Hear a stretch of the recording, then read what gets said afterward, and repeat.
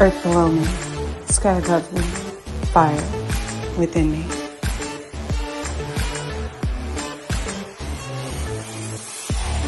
Brought to you by UPRN Network. I'm Trish Moe, and this is The Missing Piece.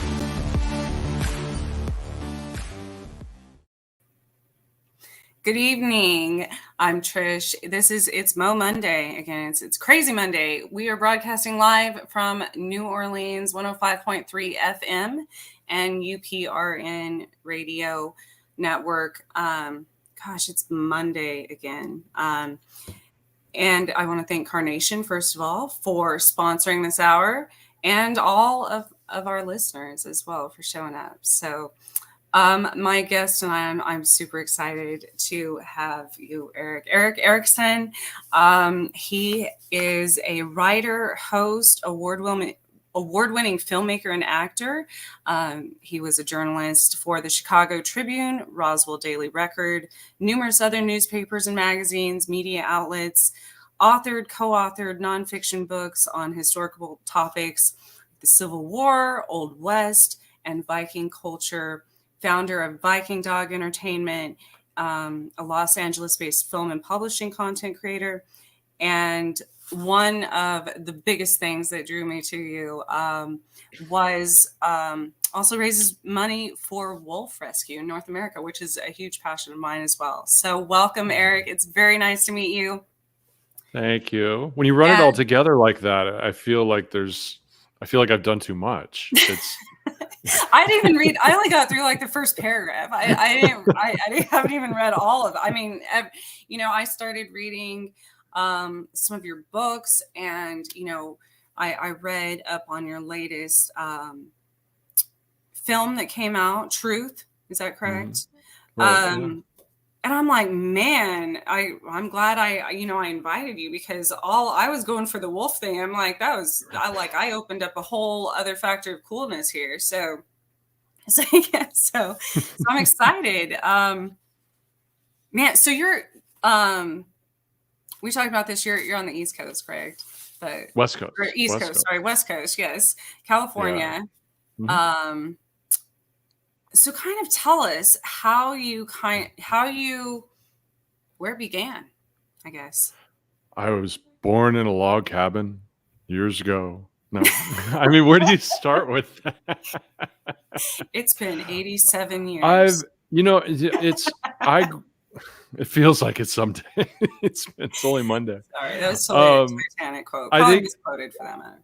Just even growing up, I had this whole kind of approach where I didn't want to be satisfied with just doing one thing, So even as a kid, like my heroes were Renaissance men, Thomas Jefferson, Buckaroo Banzai, Doc Savage, these literary characters that were like multi-experience in all of these different things. So even as a young person, I was like, I'm not going to be satisfied just doing one thing. So, I mean, even in high school, I was writing plays and I was hosting radio shows, and I just wanted to be. I knew I wanted to be a storyteller, but I didn't want to limit myself as what way I wanted to tell those stories. What medium that I was going to be bolted to. So, it started with writing plays, and then I went to USC and I got into the film industry and started writing and acting. And it always was about the adventure versus staying on a certain path. So if an opportunity came up and it took me one direction, I was acting for a while and it wasn't fulfilling me. And I got the opportunity to start working as a reporter, and the Roswell Daily Record called and they said, do you want to come out to New Mexico and be a beat reporter? And I was like, yeah, that sounds like fun. That's crazy. Yeah. So my whole life's been like that. It's hard for some people to wrap their minds around that. They want to compartmentalize you, and it's hard to pin me down. I get that too, because I have ADHD, so terrible. So I get really bored doing one thing. So when I started my own, art business, things like that, and then I do photography and I do this and that, personal training, all these other things. People are like, why do you have like 20 different jobs a week? Well, because I want to do all the things, and I can't just pick one. So I don't. Do you pick it or does it pick you? I mean, isn't there a bit of that? It's Picks like me. it pops up and it's like, wait, nope. You're Yeah, gonna come and be a then I'm like, photographer. You're squirrel, gonna come and do then there's this. something else that picks me. So, and then I get run over by a damn train. So that's Well, we're only here for so long. I don't ever want to wake up one day and be on my deathbed and be like, oh man, I wish I'd written that certain thing, or I wish I'd experienced that one thing.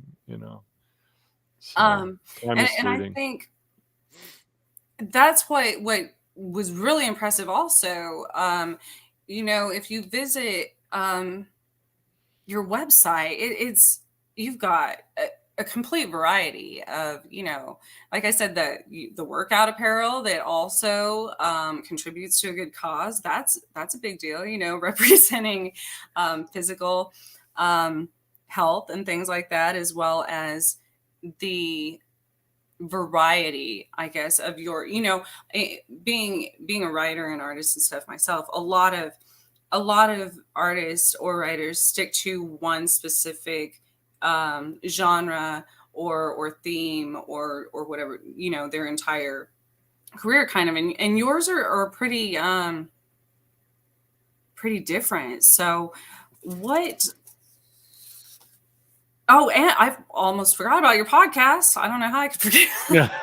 I literally just finished an interview. I just finished interviewing a cybersecurity former NSA agent, and we talked about cyber attacks in the dark web and anonymous. So I mean, again, there's like, so you're talking about, oh well, you did the wolves, so you did that. Well, yeah, I just got off of the former clandestine agent. So it's like, if it's interesting to me, I hope that it's going to be interesting to other people. And that's not just the podcast. I mean, that's why, like you said, it's, you're writing these different types of books. You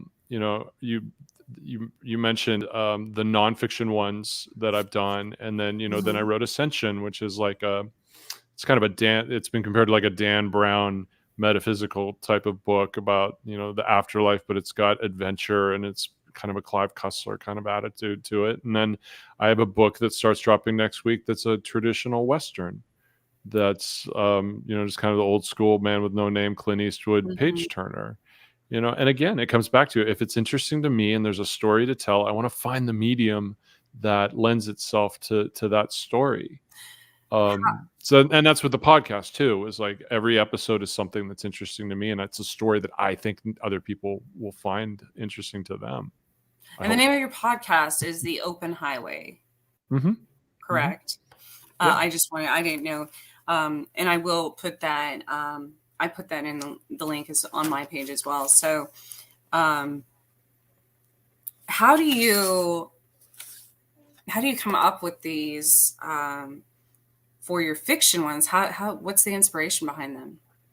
It's, some of them are explorations, like Ascension is a good example. I've always been fascinated by death, but not in kind of the weird thing is, like, I'm fascinated by it, but I hate skulls. So not that I hate them, but it's like some people are like, they adorn themselves with skulls and they use it as jewelry. To me, I'm just like, that's not me, but I'm fascinated by the cultural and societal way that we approach it, or we don't approach it, that we're frightened by it, or religiously. And so, that was something I wanted to explore. And the way that I wanted to explore it was in a fictional adventure book.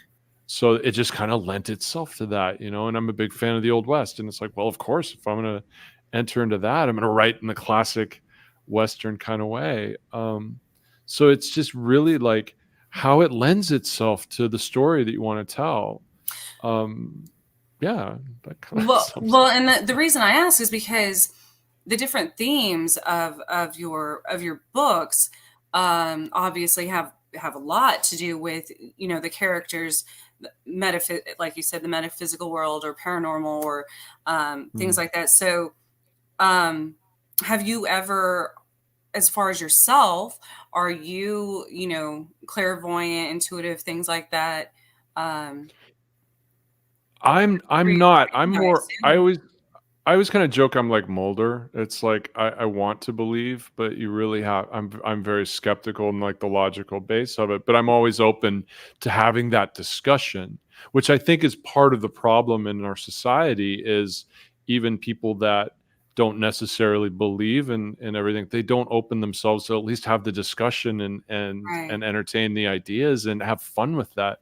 When it comes to UFOs, it's like, I want to believe. I think there's the more of a possibility that we're not alone than that we are alone. But I'm gonna look at what I see, and I want to analyze it and make sure before I jump on the bandwagon and be like, oh yeah, that's true. But like with the podcast, I try and have people on the show. I had I've had a couple people who I had one woman who was a JFK conspiracy theorist, and I used that because literally it was the conspiracy of that people came together. And that was interesting. And I had a host of who talked about the Hill abduction, and that was fascinating because we got to get into the minutia of it and the science of it. And he had interviewed them, and he had tapes and everything. So I have synesthesia, which is an odd condition, which makes my world a little different, but that's not a clairvoyant kind of thing. But I think that definitely lends itself to my artistic outlook and how I interpret things. What is synesthesia? So synesthesia is when babies are born, all of their senses are intertwined. And then as you gradually get older, your senses break off. Some people, like yours truly, they didn't do that. So you taste shapes and you hear colors, and it affects the way you act. My ex-wife always used to joke, if chicken wasn't cooked properly, I would taste triangles, and I would be like, oh, it's triangle chicken. And she's like, oh, it's not cooked properly. Or I experience blue with certain musical tones, and letters have personalities. Like Jackson Pollock had it, and so it shapes the way you see the world, and even the way you're writing a sentence. It has to have a certain form. It has to have a certain pattern, or else you look at it and you're like, it's just wrong.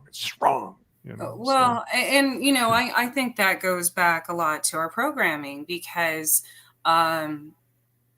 when I was in kindergarten, they could not get me to write with my right hand. I got my hand slapped with a ruler. Mm-hmm. So eventually I was taught to write with my left hand, but make it look like a right-handed person's writing, which to me, I'm like, that doesn't. so did you go back? Were you able to go back though? And eventually, sorry, I didn't mean to interrupt. I'm curious. No. Did you go back to writing with your left hand? I'm left-handed. Well, I'm ambidextrous now, kind of. So okay, all right. But I do write. I write with my left hand, like a right-handed person. Huh. Like I slant I don't do the. A lot of left-handed people hold their pen or pencil or whatever differently, or slant their letters the opposite way of a right-handed person. I slant my letters like a left-handed person. They do. I slant mine like a right-handed person, which they said takes a lot, like for your brain to, so it's weird. but things like that, because of society, we actually had to kind of reprogram ourselves to do. It shapes who we are. People. Yeah. Yeah. My grandmother used to say when we figured out what I had, she's like, can we get you cured? And I'm like, why would you want to? I'm like, this is cool. Like, why would you want to cure me? Like, it affects how I see the world, and it affects how I am artistically. So my mom always laughed at that. She's like, we're not going to cure you. And I'm like, it's my superpower. It probably is. That's funny. But that's what I was going to say is interesting about you, because I see that you are, highly intuitive and stuff, especially with your writing and your art. That's another Claire gift to just freely, because artists use literally a different part of it's a different part of their brain for that creative function. So that's why a lot of people, if they're in an accident or something and come to, and all of a sudden they can sing, or they can, they're really good at art, whereas they never had any interest or touched it in their life, So I had a guest on last week. She intuitively created art and codes that had sound, which is fascinating. So that when you were talking about the, you see like the chicken and shapes and stuff, it's kind of, all the same idea, because colors also every color has a frequency, every word has a frequency, so they're intertwined like that, but we're taught that it's all separate is the problem. You're right. So Right. So if you look behind me, I mean, obviously people who are listening can't, but you can, and anybody who watches, you can see the artwork that's on my wall. So I started painting about a year ago, and that's my mother's a painter. She's been painting for decades, and during the pandemic, she finally sent me a huge box full of paints, and she's like, "You need to start painting, or you're going to go crazy." yes. And so I started painting, and the way that I paint is an interpretation of music. So that is, I listen to a lot of classic rock, and but I know there's certain ones that I'm trying to get what's in my head through my hand, through the paint, and express sound through with the color that I'm hearing as well. So you're absolutely right what you're saying. I forgot what I was going to say on that. Yes, that's fascinating. Have you ever animated your painting? Technology is fascinating. I do that sometimes too, line drawings and stuff I've painted. You can use these apps now to animate them to the music. And it's interesting what frequency artificial intelligence connects with your own art. It's the most amazing thing. That would be weird. I might look at it and be like, no, that's wrong. That's not the right sound. Yes, it's both. I'm like, that's not where I was going with that, but that's cool and interesting, at the same time, because it's still my work combined with like a machine's. I'll have to try that. The way I do it, like right now I'm concentrating on the color, and then you can see the shapes, but it's also texture. What you can't see is there's texture to all the paints. So it's trying to bring together these different aspects of it, and then to put another one like someone like that, the sound, that's just a whole another level. That's an interesting way to go. Great. Now I got another project I got to work on. All right. Great. So which is interesting, because what I started doing, in photography, I was like, okay, I would take a picture of something like in nature, say, and then I would paint it. And then I would add another medium to it and make it textured somehow, or use clay or build it up, and then I would animate it to music. So, I know I'm extra like that. So no, I'm just like, how do you have the time? So, well, I mean, it was stuff that I would go back on that I had done years ago, maybe even, and be like, oh, that might be a cool picture to paint, or that might be a cool painting to upgrade, just so not all at the same time, which is also another interesting to see how you've evolved, in your art over the years. Absolutely. We had a listener, though, asked, which is a good point. I was going to get to this. In Roswell, I'm sure you have people ask this all the time. I was born outside of Roswell, so it's been a big part of my life as well. Oh, wow. Man. What the listener asks, what are your thoughts on the battle at Dulce Base? I'm sure you got asked about aliens. I love Dulce Base. That one, I don't have a lot of. That one I don't know a lot about, so I can't really give you. I won't even pretend that I have an opinion on that. Well, Dulce Base is in northern. Let me think about this. Eastern New Mexico, northwestern New Mexico. I don't know. It's northern. Yeah, it's not. It's not. Not placed it. When is that Roswell. In the 40s? When did that happen? Oh man. Maybe I'm knowing it by another name. I'm just not, because I know a lot about that stuff. Yeah, and that's the thing, that specific battle was, nobody knew about it for forever. So, and as far as my, everybody knows my from chasing, as far as my past UFO issues, I'm the same as you. I'm a historical medium, so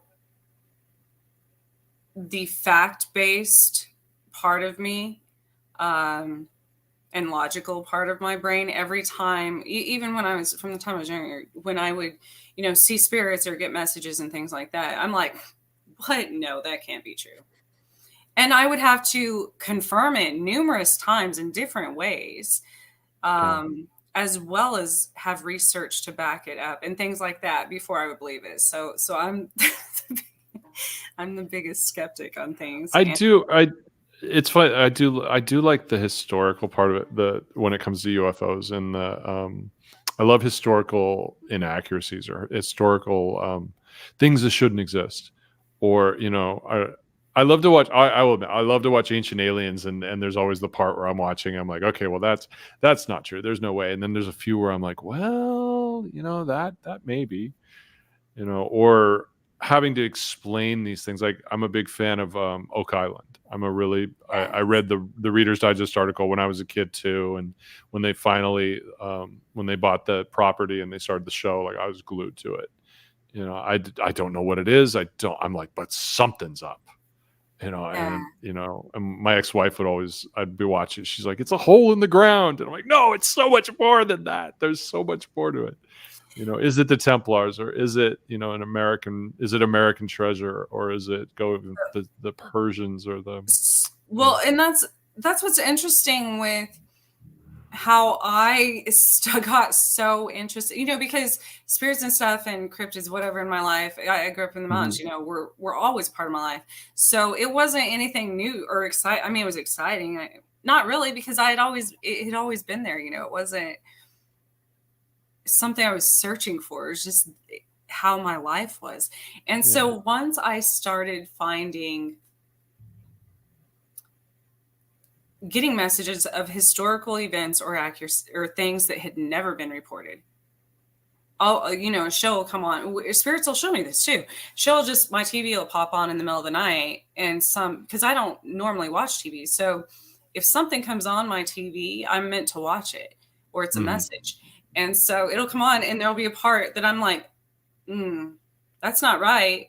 And I'll know that because I've been shown it before. I've experienced it before, whatever. And I'm like, and so that's where it's exciting to me that all these things plus the history of stuff. Yeah. As far as so wait, no, I'm not letting you off the cryptids though. What? Because I come from. So I was born and raised in Washington State, and so I was born with Bigfoot. Like Bigfoot and Sasquatch was like you grew up. I mean, the mascot for the Sonics, people don't realize it used to be Weedle, who was a Bigfoot. That was the mascot for the basketball team back in the 70s. Yeah, he was a big hairy guy still inside.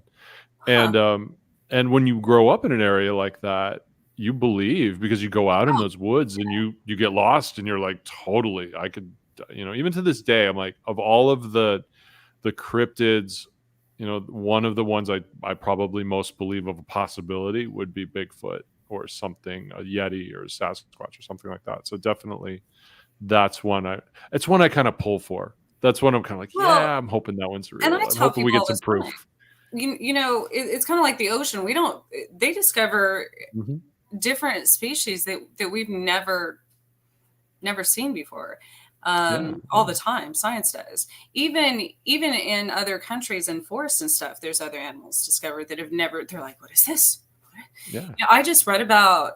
I have a dragonfly tattoo. Dragonflies being one of the oldest prehistoric insects, giant dragonflies, because they said they might be coming back, and I'm like, wait a minute. This kind of makes sense though. Like, what if all these people saying they're seeing angels or Mothman or all these other things are giant dragonflies? Like, that makes sense. You've seen it. Is it every once in a while there's a report that, you're from New Mexico. I mean, so there were always those reports of pterodactyls, modern day pterodactyls in the Southwest. There's the argument right there. It's like, okay, is it a people are like, oh, it's a condor. It's like, but if you've ever been in a cave like Carlsbad Caverns in New Mexico, you'd be like, oh man, there's probably vampires in here, and there's like, I mean, that's another one of those things that you'd be there and you'd be like, okay, yes, something else probably lives here that we will never know, because there are lakes in New Mexico that they call them the bottomless lakes, so It's same with the caves, same with where I grew up. We had the cliff dwellings, so many caves, so many things that just aren't. There's even animals in New Mexico that are only in New Mexico, nowhere else in the world. Like the Gila monster. I had those in my backyard, and that's not found. I don't believe that's found anywhere else besides the Gila Wilderness, which is in New Mexico. So, No, I didn't know that. See, I'm on the show and I'm learning new things. That's why I love doing the interviews and podcasts and the whole thing, and radio, because it's like you're always learning something. There's a state representative in Oklahoma that I'm trying to get on my show, who was putting out a $3 million bounty on Bigfoot. But the idea was not to kill him. The idea was to be able to capture him alive, bring him in for testing, and then re-release within a certain amount of time back out in the wilderness. I'm trying to get him on my show because I want to talk to him about that. I'm like, where did you come up with this idea? How's it going? Okay, and so as a person, I know you're like, oh no. But that's why I do my show, because I'm just like, I hear these things and I'm like, I have got to talk to this person for an hour. Yes.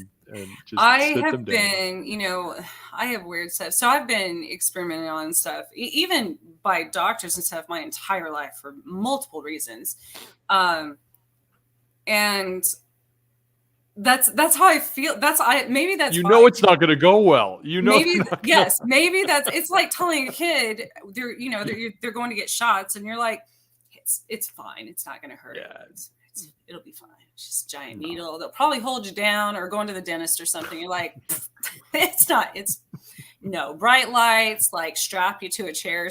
Like, no, it's good. It'll go badly. It'll go very badly. I've seen E.T. It'll go very bad. So when I hear these things, as a person who's also very empathic, towards animals and people and everything, I'm like, so you want to capture this thing? Do whatever you want to it, and then release it just for your own curiosity. Right.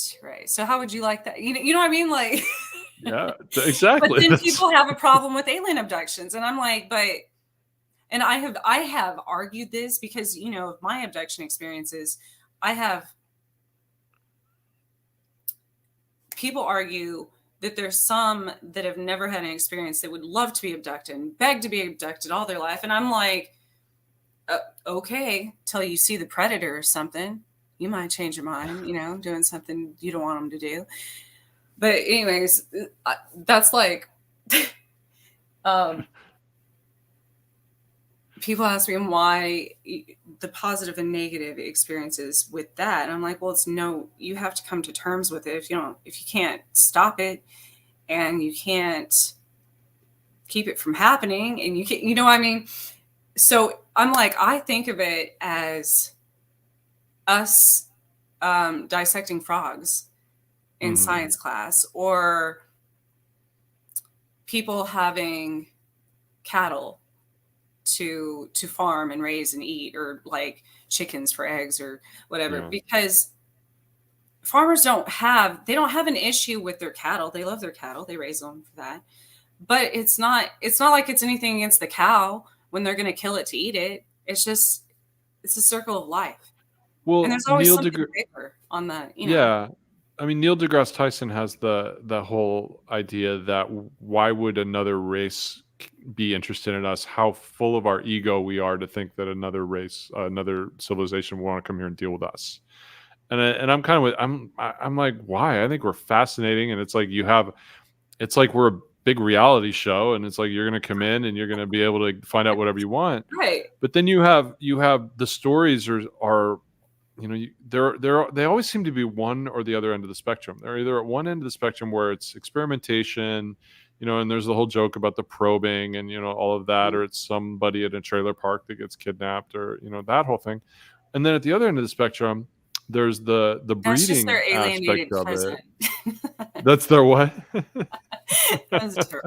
Alienated cousin or something. No, There yeah. you go. Yeah. And then the other end you have, there's the famous case from, I want to say it's South America, where the guy got kidnapped and they give him this beautiful alien woman to impregnate. And he's like, look at me, I'm the interstellar stud.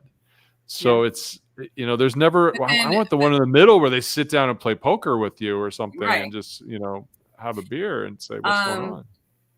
And I think that's what happens when you become more open. So even as, as a journalist and writer and artist and stuff, I'm sure you can understand when you put things in that perspective, the more open, just like I was talking about, some people just stick to one genre of music or art or whatever their entire career, which is fine if that's what they love to do, but then there's other people that start branching out and experiment. It's kind of scary with art to be like, oh, well, I'm good at this kind, but I don't know how this is going to go. Or I'm good at this fashion of writing, but it's kind of scary to branch out and completely change to a different one. So it's the same with anything else, in my opinion. Once I branched out in spirituality from just human spirits and was more open, instead of being afraid of ghosts and afraid of monsters and all this other stuff, being more open to it and looking at it from a different perspective, then more started to appear in my life. It's like, then it's law of attraction, but with cryptids. So that just that fascinates, because then that starts getting the idea of the soul, and that starts getting the idea of what is consciousness, and that's a whole amazing discussion to have, because there's the argument, like, do animals have souls, or are they conscious? Absolutely. Where's the level of consciousness in life? Is a dog truly conscious, or is it just reacting? Or you could go down to an amoeba. We don't know. We can't hop into somebody's with a scientific measurement. You can't sit down, you can't measure consciousness. Can you imagine if we could? Like, that animal's 75% conscious, or it's 10%.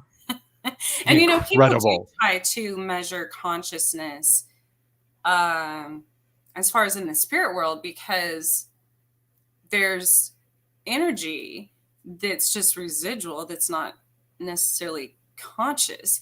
But then you get into all these things that imitate anything they want.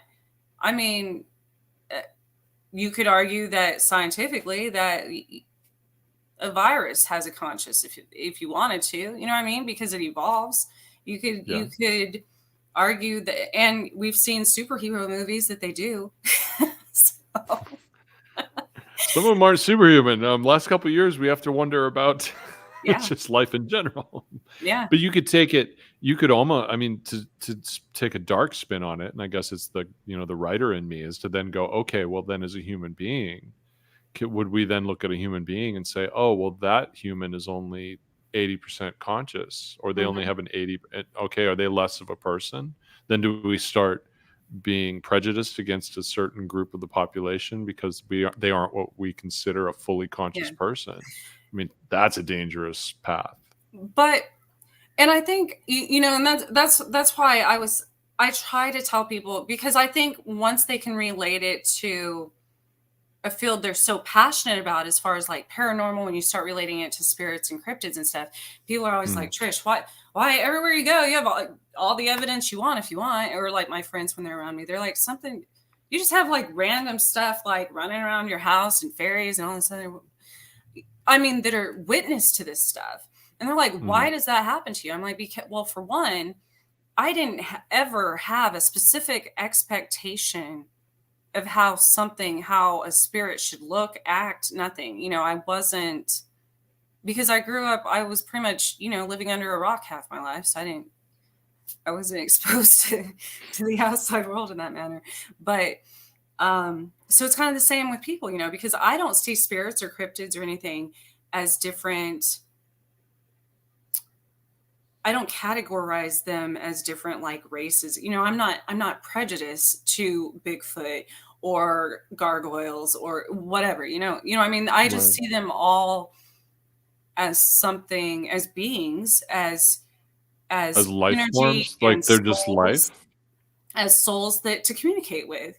Okay. So and I'm open to whatever message. I don't see the good or evil because anyone is a villain in someone's story. I mean, Ooh. Bigfoot, Harry and the Hendersons showed us that in what, the 80s. Yeah, he was like a Yeah. vegetarian. They only got mad when when trying to protect his family, Hmm. or tried to hit him with a car. It's the same with humans or Yeah. bears. Or Nothing wolves. spiders. They don't. Most things aren't aggressive until you poke them enough. Yeah. So, Yeah. um, so that's interesting. You say that. Um, but it goes back. I was going to ask about that. You have a big interest in Viking culture as well. And Yeah. Yeah. It's where did that stem from? so my family's very my family got very into genealogy, and so we did a lot of work. I mean, we're Norwegian, we knew that. We're like 2 generations removed from the old country, so we know that. But we got very into genealogy when I was young, and we learned a lot about our family tree. And as we discovered that we're descended from, well, I always joke this: if you've ever seen the show Vikings on the History Channel, that's home movies. My family's literally descended from Rollo, who is the character on the show, and William Longsword, and the founders of Normandy. And as we got into it, we discovered that that's the Yingling dynasty, and then that they're descended from Kari and some of the frost giants. And Oh my it's just goodness. fascinating for me. We've got, Yeah. like, you just opened up a whole new can of worms. We Oh, well, think about, I joke too. I'm like, yeah, did you see the movie Thor? And people are like, oh yeah, I love that movie. I'm like, yeah, that's a movie about genocide for me because he killed all the frost giants. Because I'm like, that's literally my descendant. I'm being a little flippant about it, but so it was very.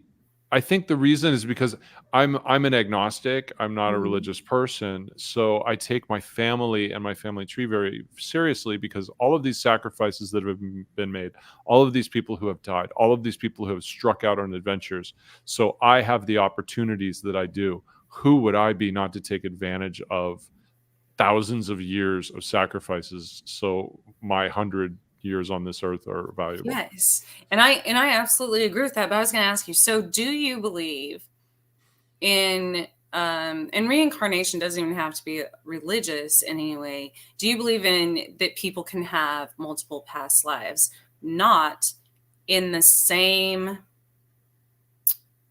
family line? I believe, and it's an ever changing, as you learn more and you grow and you have Yes. experiences. I don't believe the same thing now I did 5 years ago. I don't know if I Right. will in 5 years. It evolves. I kind of believe in the idea of the melting pot. I believe that there's something very special about the human soul. I believe in some sort of universal energy. I believe that there's something different about who we are and the electricity that goes on in our minds. And tend to believe that when we all kind of go back into the melting pot, and we kind of get pieces of everybody else, or it shakes up, and maybe some things that don't need to come back don't come back. And I think that's kind of where I am. And I can't prove it, and I try to prove everything, but that's just kind of what it vibes with me, and it makes the most sense, because there's just something special about the human soul, and there's something different about the energy. And that's what Ascension is kind of about. It's about this idea of they cross over and discover how this system works a little bit more. And that's, you asked me earlier, like, how do you come up with that idea? And it was a way for me to, through fiction, explore the ideas that I had and kind of work them out in a fictional setting, and then share them with other people, spoon feed them a little bit, and be like, well, this, I think, the way it might work. What do you think? Right. So. And I'm excited to read that one. I just started. Oh my gosh, it's only on. I couldn't find it. Oh gosh, I forgot about Jurassic Galaxy too. Oh, good grief. Can I ask you about that one? Oh. You mean me fighting alien dinosaurs? But what is popular, right? Like even where I live, they have a whole dinosaur exhibit because Sue, the oldest Tyrannosaurus Rex, Mhm. is in our town right now. So it's Oh, really? themed. And I was thinking back, I loved Jurassic Park when it first came out, and I went to the Universal Studios Jurassic Park back in, it was probably 20 years ago in Florida. Which was so cool, but at the same, and now scientists are like, oh, we should really bring them back.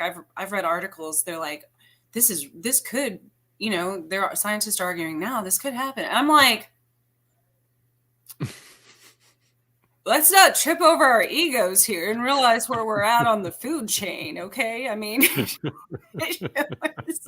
speaking of bad ideas, get over Bigfoot, and he's only like a few feet taller, apparently, than half the humans on Earth. So what are you going to do with a giant lizard? Like, man, I think it's a bad idea. I play men, really. No. I apologize. But that's how I always picture it, because women always have the motherly, like, protective mode, where, like, even if you look at lions and stuff, that's what reminded me, because if you watch lions and you look at the lion pride, they're always making like the logical choices here, and then you see the lion, king of the jungle, and not afraid of anything. And so they literally, that's how I picture like these scientists and stuff. I'm like, are they just sitting around like, oh, man, I had the shower idea. So hold on, let me get a beer. And there's no women around, right? No one's gonna stop. Like, how cool it would be to do this. And no, that's not even how it comes about, right? because right then it's still illogical to everybody, and they're like, no, that wouldn't be okay. And then somebody's like, I dare you. And then men, you have to take a dare. I mean, really, like, that's not cool if you don't. So no, that's our pride right there. You can't. Doesn't matter if you're 7 or 70. Someone says I dare you, and it's over. It's just you're done. And that's how that will be the end of humanity. Giant dinosaurs again that eat us. Well, it's been a fun ride.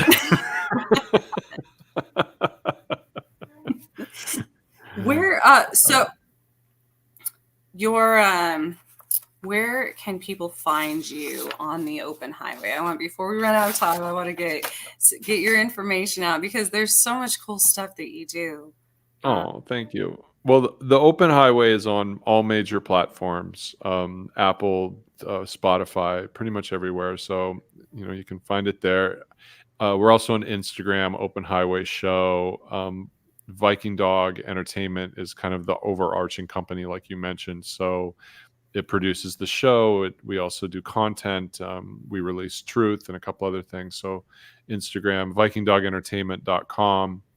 And then you also mentioned, we didn't get to talk about it very much, but we mentioned the wolves. And, yes. If I could, like, really quickly. Absolutely. So wolves are very important to me. A few years ago, I got to go out to Acton and to Wolf Connection and spend some time with them. And it's a very life-changing experience when a wild animal allows you to be in its world. So ever since then, I've done everything I can to help. So if you go to thevikingdogstore.com or go to our other sites, it'll patch through. We have a line of wolf clothing and some other items, and 100% of the proceeds from those items go directly to Wolf Rescue. We have shirts and some other things, and some of them are kind of cool. I think some of them are kind of clever. I think they're amazing. Find your pack. Some of the gym clothes. So definitely, that's, even if you don't like, it's really important with some of the stopping the hunt and some of the other things that are going on, and then keeping them on the endangered species list. And the situation in Yellowstone is another really important one that I try to do what I can to help out with. And so if you can help out, it'd be great. About that worldwide, a lot of our listeners are from other countries and stuff. So wolves aren't located everywhere, obviously. And for obvious reasons, but as far as, you always hear about, all over the world, everybody's familiar with, saving the rhinos and the elephants, and which is very important. Don't get me wrong. I'm not downplaying that at all, but because that's just a, more well-known animal on the extinction list. But because a lot of people don't know that wolves have been endangered and abused and all these other things, killed, slaughtered, all. People There's don't know bounties out on them. People don't realize that. Yeah. There's bounties out on them. They get paid if they shoot them. There's even people in the U.S. that don't realize that goes on. Yeah. I've learned all over the place. So it is such a huge importance to check that out. Also, tell me about the movie Truth that you directed. Truth is it's a dramatic film that I did a couple of years ago. It's been out now for it came out during the pandemic. It's about an accused war criminal who is offered amnesty if he basically fesses up for his part in a revolution in an internment camp during a fictional civil war. And it's got some twists in it. It really explores the ideas of be careful what you wish for. What is one person's truth? And it's not a family film. It's not a Disney film. I'll warn people there. It takes some very serious subjects, but it did really well in the film festival circuit. We were really, really lucky. We won a lot of awards. It actually went to a film festival in Russia. That's what I was going to say. That's so interesting and ironic. Yeah, they flew me over there, and the Russian government. This was in 2018, so this was before everything going on now. But I got to meet the Russian people, and one thing just take a second, like the Russian people that I met were absolutely amazing, and they are totally different than what you think, and it's a different situation than when you get to spend some time with them and talk to them and actually understand that they're people just like us, and that their government and those choices are different than what they're going through. It was a life-changing experience, and so I was really, really proud of it. Like I said, Rachel Alig is the co-star in it with me, and if it hadn't been for her, we wouldn't have been able to do this. It all takes place in real time, in one room, in from beginning to end, and it just pulls up the story. It's about 100 minutes, about 108 That's minutes. Amazing, though. Yeah. So I'm really proud of it. It's one of those things where it's like everyone said we couldn't get it done. Every person we ran in is like, this is impossible. Turned in the script to some producers, and the original script is only 60 pages long, and they're like, that means you have a 60-minute movie. I'm like, nope. And the first cut was 3 hours long.